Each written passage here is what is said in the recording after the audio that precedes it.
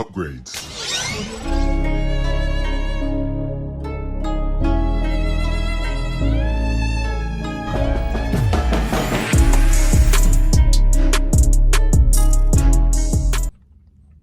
Hey everyone, John Mike here. I'm back with another video. Today I'm going to be reviewing the new Pet Sematary film, Pet Sematary Bloodline. This is the sequel, or prequel I should say, of the recent installment that came out back around 2018.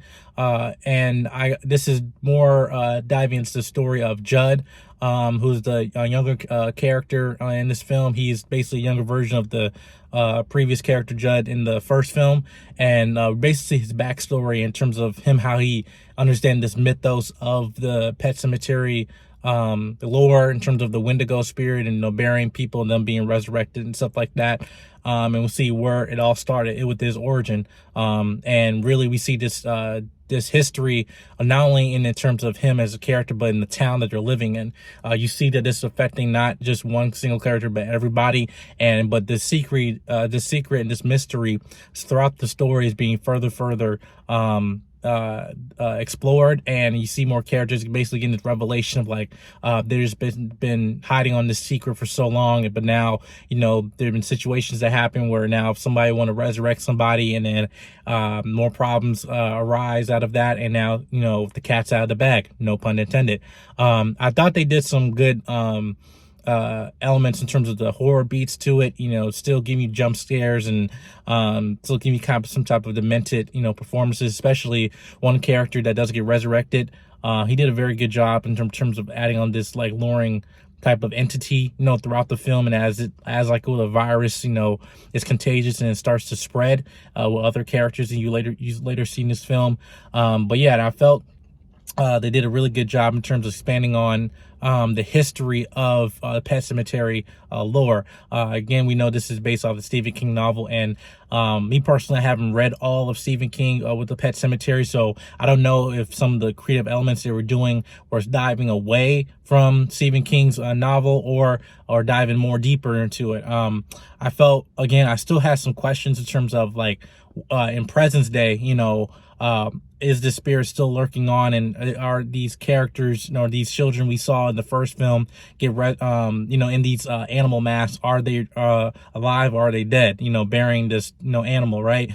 But we don't really get to get that explored. We just kind of see just more of these human stories, these people, and again, I do think the younger version of Judd, I think that actor did a very good job in terms of him just displaying that he wants to get out of his town, but again, certain events are basically just tying him down to, like, he can't leave.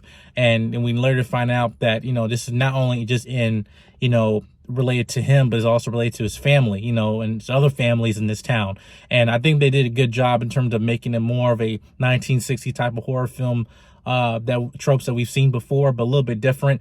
And, we do see some, actors that are familiar, Pam Grier, other characters, stuff like that. But, again, I think they're also trying to tie into drama that soldiers from the war that come back very different people. I think they were trying to add to that trope, and I think they did a good job, especially in the position of a parent, that your child gets sent off to war, and then they come back and they might not come back the same individual. And then for also during that time when a lot of people are going to war, that parents just don't want their child to go there because they don't know if they're gonna come back. And we see that in terms of adding more of an emotional element about parents and children in the story. And also, again, going back to the first film, not learning to let things go.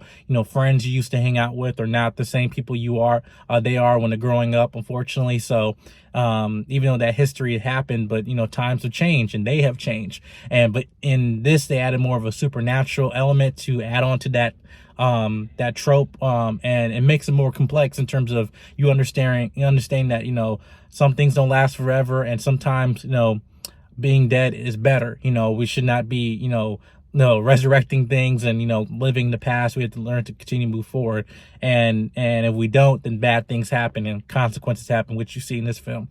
But I do actually enjoy this film a little bit more than the first one. I think the first one was kind of just a remake of the original, and this one actually acted on its own as a story. So I do give this film about I would say about 6.5 out of 10. I didn't think this was a fantastic film, but I think this was a more interesting story that they were trying to tell. And but that concludes my review of Pet Sematary Bloodline. See you guys on Team JVS and also on Jedi Mike 7 YouTube. See you next time. Peace.